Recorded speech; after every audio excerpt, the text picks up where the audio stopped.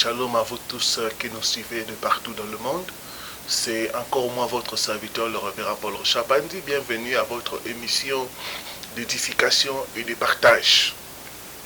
J'aimerais d'abord souhaiter à tous les enfants de Dieu de partout dans le monde une joyeuse fête de Pâques.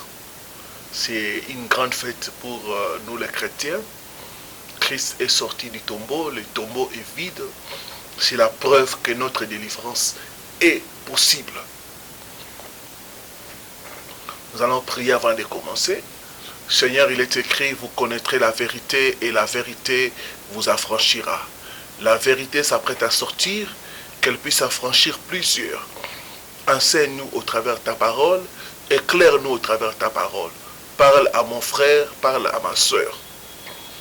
Nous jurons de te donner toute la gloire. Au nom de Jésus. Amen. Briser le malédiction résistante.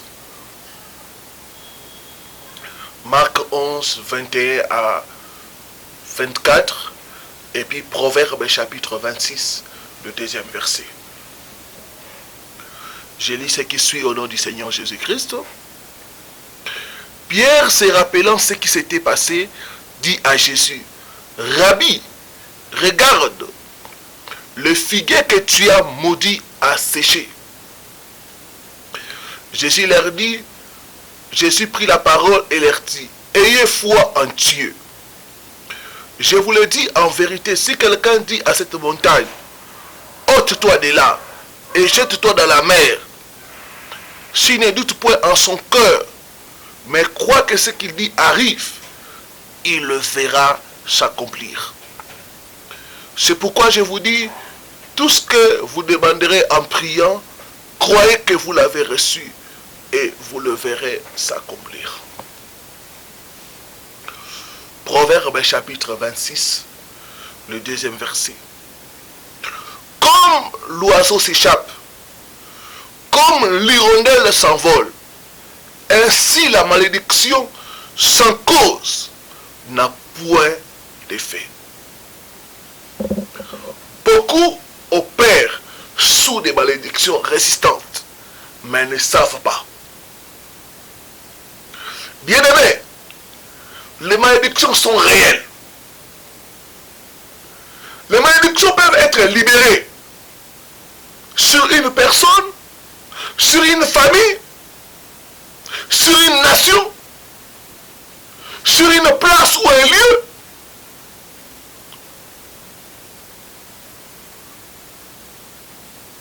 Ou sur une chose. Généralement, les malédictions visent trois aspects majeurs de la vie des gens. Premier aspect, c'est la tête. La tête représente la destinée. On peut maudire la destinée d'une personne. Quand on place une malédiction sur votre tête, ça veut dire que votre avenir ne pourra jamais être un avenir meilleur et brillant. Deuxième aspect majeur, c'est le main. Le main représente le travail, l'activité. On peut placer la malédiction sur les mains d'une personne. Dans ces cas-là, tout ce que la personne fera de ses mains ne réussira jamais. La personne aura des difficultés dans sa carrière, difficultés de trouver un emploi. Simplement parce qu'on a placé une malédiction sur ses mains. On peut placer la malédiction sur les pieds.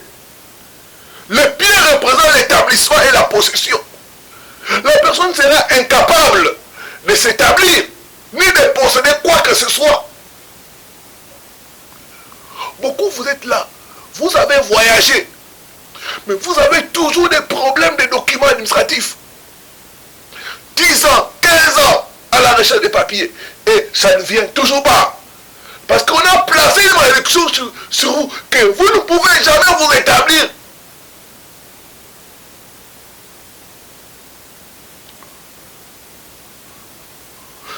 Quand on place la malédiction sur les pieds d'une personne, la personne sera incapable de posséder quoi que ce soit.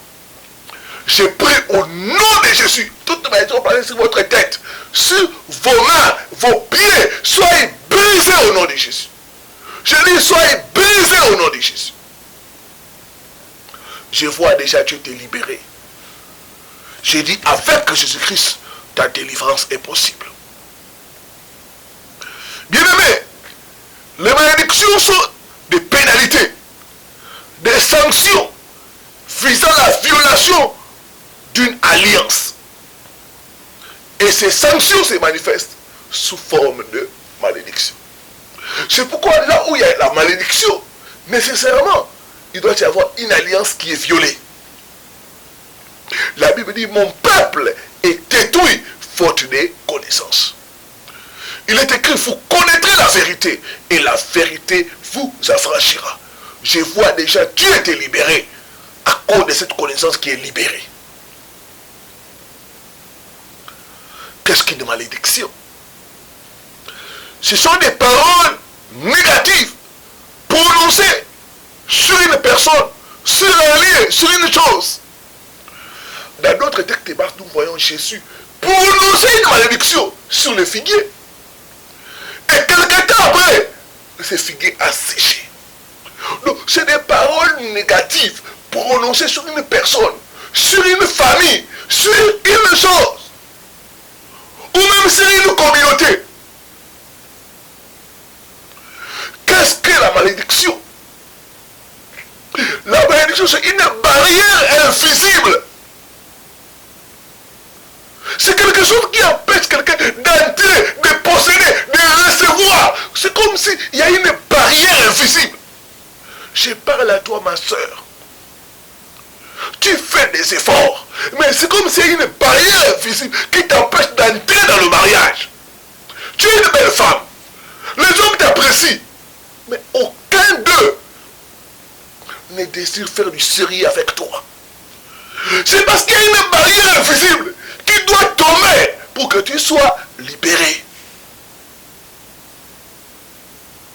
Qu'est-ce qu'une malédiction? C'est une main noire dirigeant la vie, les affaires d'une personne dans une mauvaise direction.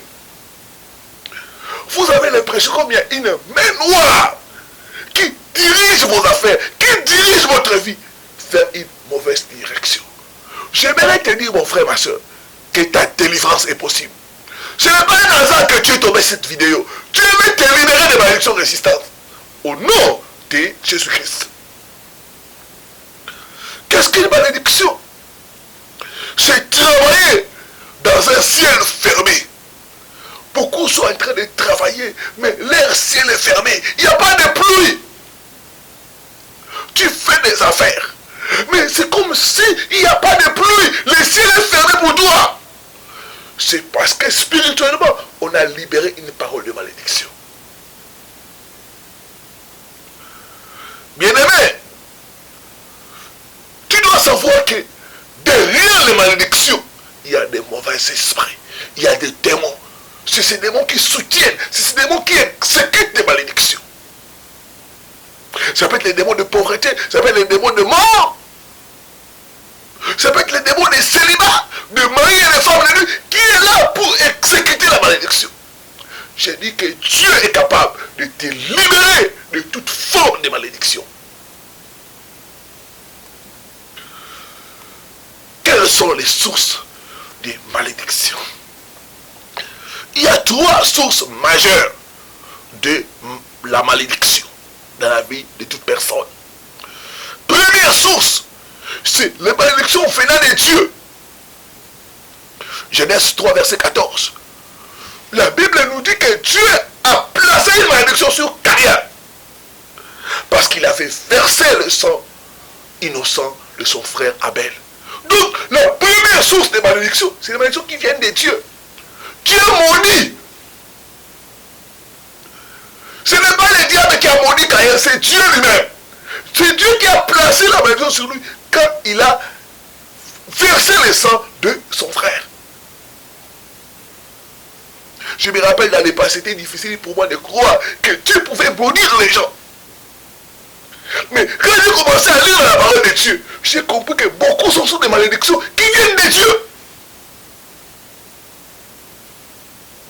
Quand il dit dans Malachie 3, verset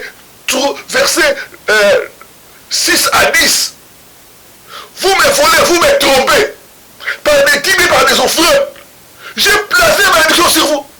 La malédiction, quand vous dérobez Dieu dans les dîmes et les offrandes, ce n'est pas les diables qui vont vous maudire, c'est Dieu lui-même.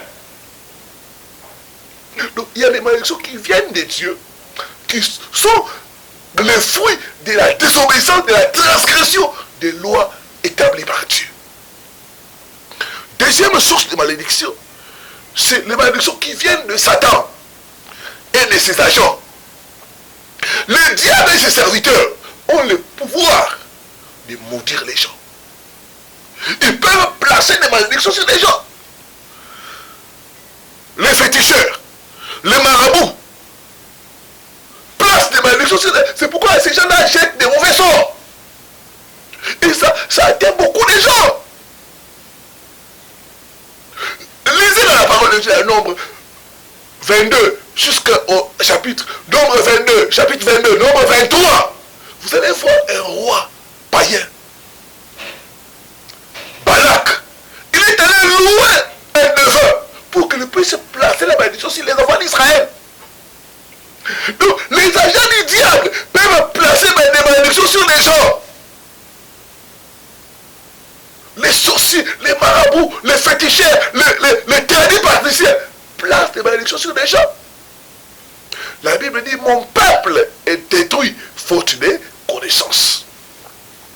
Troisième source de malédiction, c'est les malédictions provenant des hommes. Un homme peut placer une malédiction sur une autre personne. Surtout les gens qui ont autorité sur vous. Genèse chapitre 49, versets 3 à 4. Nous voyons Jacob. Il a placé la malédiction sur son fils Ruben. Ruben était le premier-né des enfants de Jacob. Mais il avait fait un acte qui avait touché négativement son père. La Bible dit qu'il est sorti avec la femme de son père. Et son père a placé la malédiction sur lui. Il a dit, Ruben, tu n'auras pas la première place. Bien que tu es mon fils aîné, mais tu n'auras pas la première place. C'est ainsi que Ruben a été déshérité à cause des paroles de son père. Donc un homme peut placer une malédiction sur une autre personne. Les parents peuvent placer des malédictions sur leurs enfants.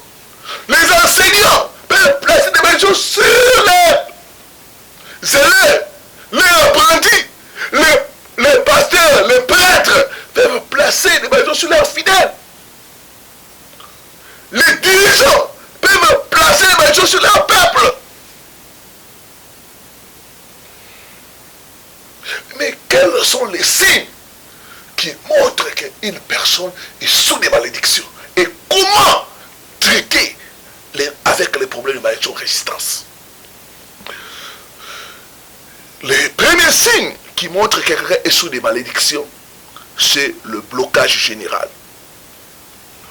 Quand quelqu'un est sous des malédictions, rien ne va marcher dans ses affaires, dans sa carrière, dans son ministère, dans son mariage. Il y aura un blocage général. J'ai reçu le cas d'un pasteur à Kinshasa. Ce pasteur a commencé l'église. Mais il était sous des malédictions. Il m'a dit, pasteur, je prêche bien, mais quand je commence l'église, les gens ne viennent pas.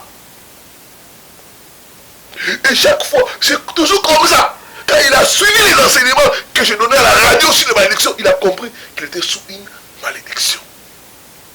Mon frère, je devrais te dire que dans le monde spirituel, la distance n'est pas une barrière. Partout où tu nous soucies, tu es touché. Tu peux nous contacter au numéro qui est au bas de votre écran. Nous allons t'aider pour ta délivrance. Trop, c'est trop. Je dis que ta délivrance est possible au nom de Jésus. L'heure de ta délivrance a sonné.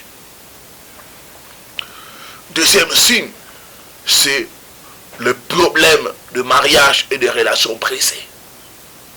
Divorce, séparation, déception amoureuse. C'est des signes des malédictions. Troisième signe, maladie et infirmité bizarre, défiant tout diagnostic. Il y a beaucoup de gens qui souffrent. Vous allez à l'hôpital, on ne voit pas des maladies, parce que ce sont des maladies dues à des malédictions. Quatrième signe, les erreurs impardonnables. Il y a certaines erreurs qu'on n'arrive pas à expliquer, qui sont les fruits que la personne opère sous des malédictions. Je me rappelle à Kinshasa, on avait attrapé un directeur d'entreprise dans les toilettes en train de faire des rapports sexuels avec sa secrétaire. Il ne savait pas qu'on était en train de le filmer. Après cet acte-là, le monsieur a perdu son travail. C'était une faute lourde et il a été révoqué. Bien aimé, il y a des erreurs qui sont dues aux malédictions.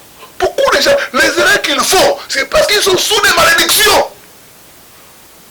Les erreurs impardonnables. Le mauvais positionnement. Tu es toujours à la mauvaise place. C'est le signe que tu es sous une malédiction. Sixième chose, sixième signe, l'attraction du rejet. Déception, haine sans motif valable.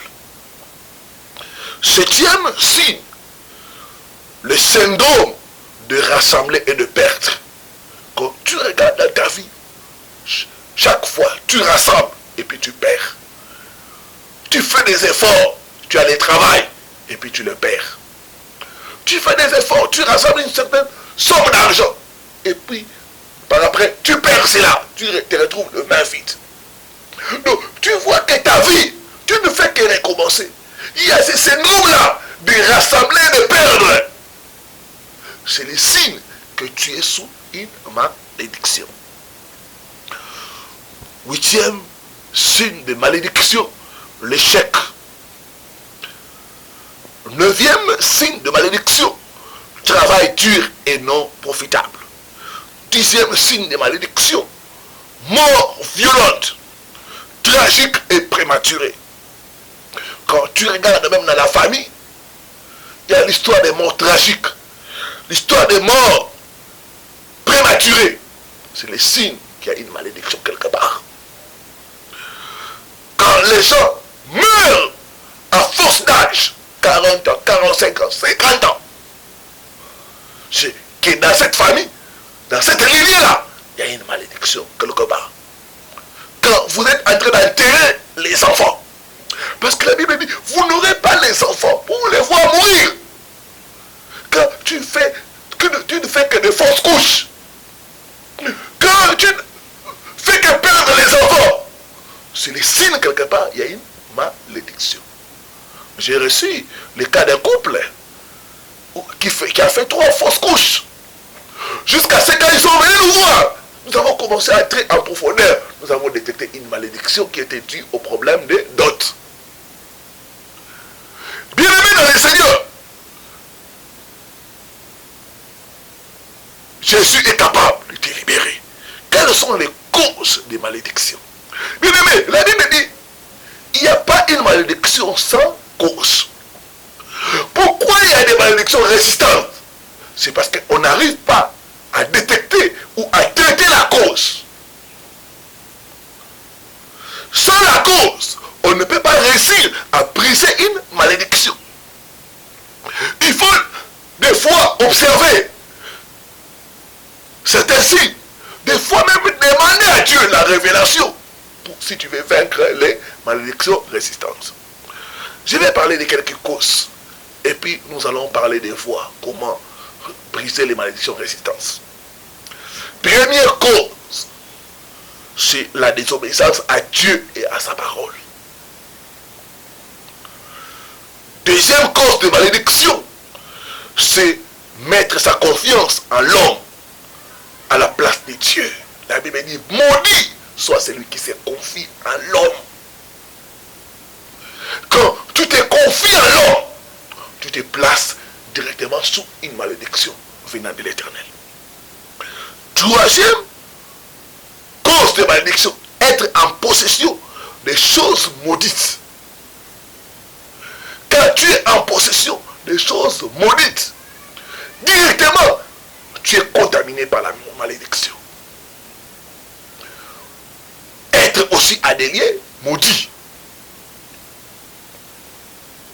Quatrième cause de malédiction, parler du mal des serviteurs de Dieu.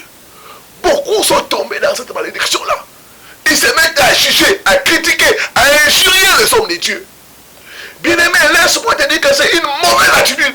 Tu t'exposes à la malédiction.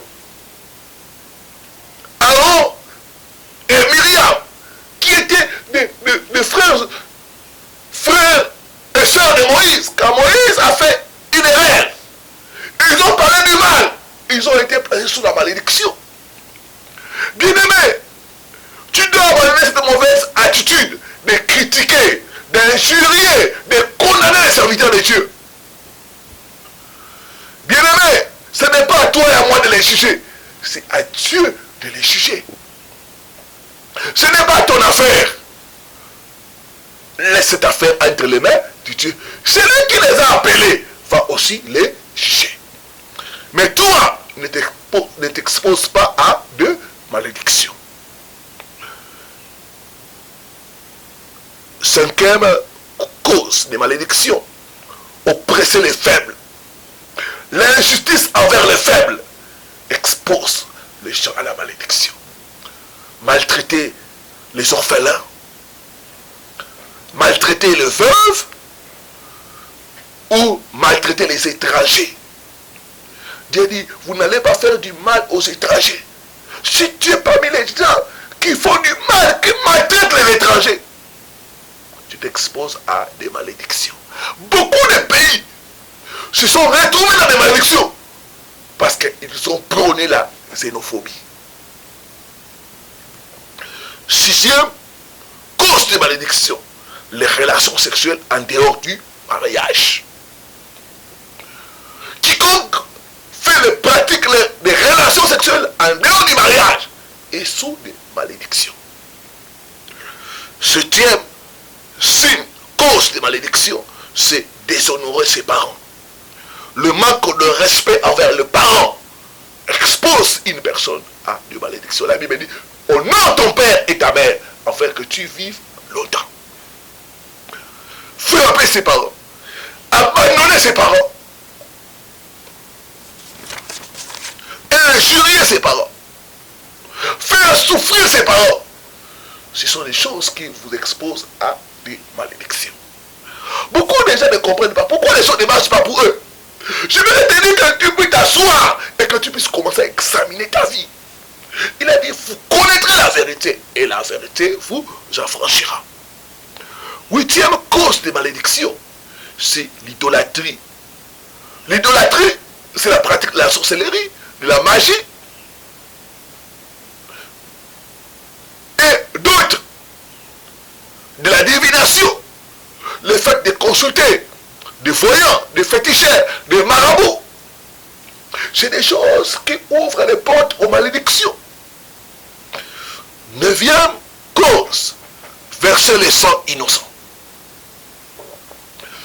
Dixième signe de malédiction, le mauvais héritage. Il y a des malédictions que les gens héritent par les sangs. Onzième signe de malédiction, l'inceste. Si tu es sorti avec la femme de ton frère, ou le mari de ta grande soeur, ou de ta petite soeur, tu es sous des malédictions et que tu as besoin de la délivrance. Si tu as fait des rapports incestueux, cousin, cousine, tu es sous des malédictions et tu as besoin de la délivrance. J'ai reçu le cas d'une femme qui était sortie avec son cousin. Les choses ne marchaient pas. C'était passé il y a longtemps. Elle a même oublié ça. Mais quand elle a commencé à suivre les enseignements, c'est à ce moment que le Saint-Esprit va lui rappeler, voilà cet acte que tu avais fait. Et elle a compris qu'elle était sous des malédictions et qu'elle avait besoin de la délivrance. Je ne sais pas, peut-être c'est ton cas. Je voulais te dire que Dieu n'envoie pas de sa parole pour te condamner, mais pour te libérer. Avec Jésus-Christ, ta délivrance est possible.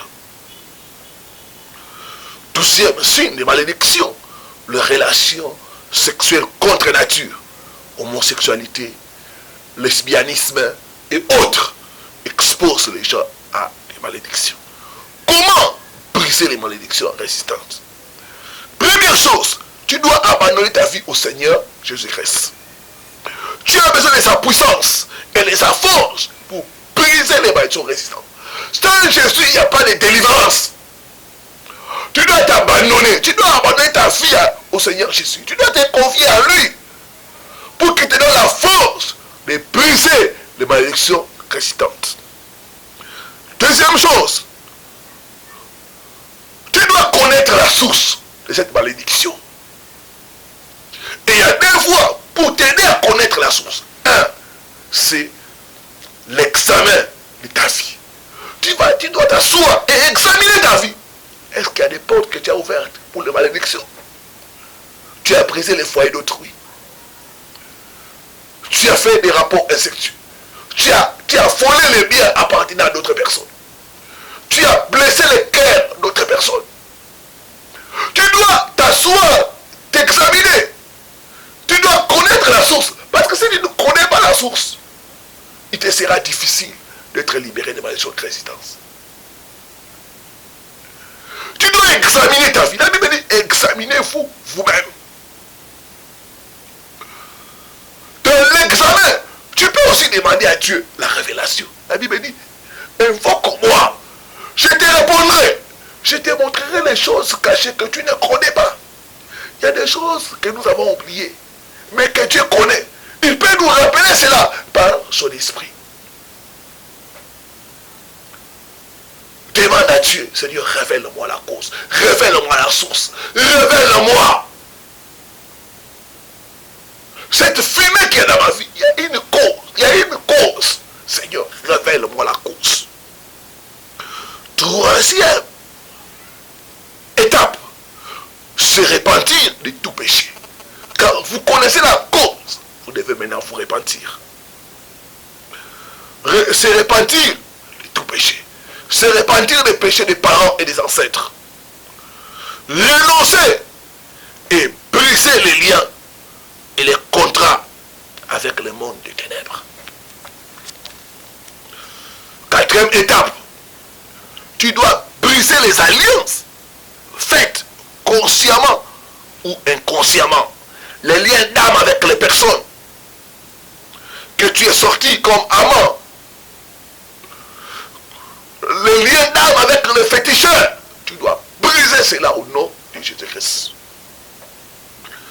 Cinquième étape, tu dois te libérer des malédictions en te tenant sur l'œuvre accomplie par Christ à la croix. Galates 3, verset 13 à 14. La Bible dit, il s'est fait malédiction. Selon qu'il est écrit, maudit soit celui qui est pendu au bois. Au bois, à la croix, il a pris nos malédictions pour nous libérer. Tu dois te tenir sur cette œuvre-là pour revendiquer ta libération des malédictions. La Bible dit, il a déchiré les actes et les ordonnances qui nous condamnaient. Colossiens chapitre 2, verset 14 à 15. Tu dois te tenir sur l'œuvre que Christ a accomplie à la croix. C'est cette œuvre-là qui te donne droit à la délivrance des malédictions. Seigneur, je crois qu'à la croix, tu as pris ma malédiction. Tu as déchiré les actes et les ordonnances qui me condamnaient à la malédiction de pauvreté, de célibat, de mauvaise santé, d'échec. Tu as déchiré ces actes, tu les as anéantis en triomphant d'elle par la croix. Je m'appuie sur cette base, je me tiens sur cette base pour demander ma délivrance, pour me libérer de toute forme de malédiction. Au nom de Jésus. Sixième étape, tu dois chasser les esprits derrière les malédictions. Il y a des esprits de destruction, il y a des esprits de mort, il y a des esprits de célibat, il y a des esprits de mari et de femme de nuit, il y a des esprits de blocage, il y a des esprits de maladie qui exécutent les malédictions. Au nom de Jésus, je prends autorité, je chasse tout esprit derrière les malédictions dans ma vie. Prends autorité tu chasses, tu commandes au mauvais esprit de te libérer au nom de Jésus. Septième étape, tu dois remplacer les malédictions par les bénédictions. Tu dois commencer à te bénir, à déclarer la bénédiction là où il y avait la malédiction. Là où il y avait l'échec, tu déclares la réussite. Là où il y avait la maladie, tu déclares la guérison et la bonne santé. Là où il y avait les célibats, les divorces, tu déclares le mariage, la stabilité familiale. Là où il y avait la pauvreté, tu déclares la richesse. Au nom de Jésus-Christ. Donc tu remplaces chaque malédiction par des bénédictions. Tu déclares cela. Il y a un pouvoir dans les paroles. Tu commences à déclarer la bénédiction sur ta vie. Sur les trois aspects. Sur ta tête, c'est-à-dire sur ton avenir, tu déclares la bénédiction de l'Éternel. Sur tes mains, tu déclares la bénédiction de l'Éternel. Sur tes pieds, tu déclares la bénédiction de l'Éternel. Au nom de Jésus-Christ. Et huitième chose, enfin, tu dois être obéissant à Dieu et à sa parole. Tu dois mener une vie qui plaît à Dieu pour conserver ta délivrance. Je vais prier pour vous qui avez été touchés. Vous qui vivez sous des malédictions résistantes. Je vais prier pour vous. Seigneur, au nom de Jésus, j'amène ton peuple. Beaucoup, nous avons ouvert des portes, papa. Nous avons mené une vie de désobéissance à ta parole. Nous avons pratiqué l'idolâtrie. Nous avons fait des avortements. Nous avons fait des relations incestueuses, papa. Aie pitié de nous. Nous avons volé les biens appartenant à nos prochains, papa. Aie pitié de nous, Seigneur. J'invoque ta grâce et ta miséricorde sur nous. Oh Père des races, parce que nous croyons en toi. Laisse que maintenant le sang qui a coulé au mont Golgotha puisse laver mon frère, ma soeur. Que ce sang puisse nous justifier. Que ça puisse enlever toute condamnation, notre Dieu. Au nom de Jésus. Au nom de Jésus. Maintenant, Père de grâce, par les pouvoirs que me confère ta parole, je viens briser toute forme de malédiction qui pèse sur mon frère et ma soeur. Malédiction sur son avenir, sur sa destinée. Je brise au nom de Jésus. Je brise au nom de Jésus-Christ. Malédiction sur son travail, sur l'œuvre de ses mains, sur ses relations. Je brise au nom de Jésus. Je brise au nom de Jésus-Christ. Malédiction sur ses pieds, l'empêchant de s'établir, de posséder quoi que ce soit. Je brise cela au nom de Jésus. Je brise cela au nom de Jésus-Christ. Je brise cela au nom de Jésus-Christ. Toi, démon derrière les malédictions, j'ai pris autorité sur toi. Je te lie et je te chasse. Esprit de mort, esprit de destruction, esprit de maladie, esprit de célibat, de divorce. Je te lie, je te chasse maintenant. Prends tes bagages et libère mon frère, libère ma soeur, au nom puissant de Jésus-Christ. Je te commande maintenant. Libère leur vie, libère leur destinée, au nom puissant de Jésus-Christ. Là où il y avait la malédiction, je déclare la bénédiction au nom de l'Éternel. Je prophétise la bonne santé et la guérison là où il y avait la maladie. La réussite là où il y avait l'échec. Au nom puissant de Christ. Je déclare la longue vie là où il y avait la mort prématurée. Au nom de Jésus. Je déclare le mariage, la stabilité, le bonheur conjugal. Là il y avait les divorces. Là il y avait les déceptions. Au nom puissant de Christ. Que mon Dieu te restaure. Matériellement, financièrement et spirituellement au nom de Jésus. Je déclare que tu n'es plus maudit. Tu es béni. La bénédiction éternelle est sur toi. Tu réussiras. Tu iras de l'avant. Tu vas prospérer. Au nom de Jésus-Christ. Amen. Amen. Amen. Ne manquez pas à aimer la vidéo et à partager avec d'autres personnes. Pourquoi pas à commenter par des simples commentaires. Amen. J'ai été édifiant. Ça m'a fait du bien. J'ai appris. J'ai été instruit. Que Dieu vous bénisse. À la prochaine sur la même chaîne. Shalom.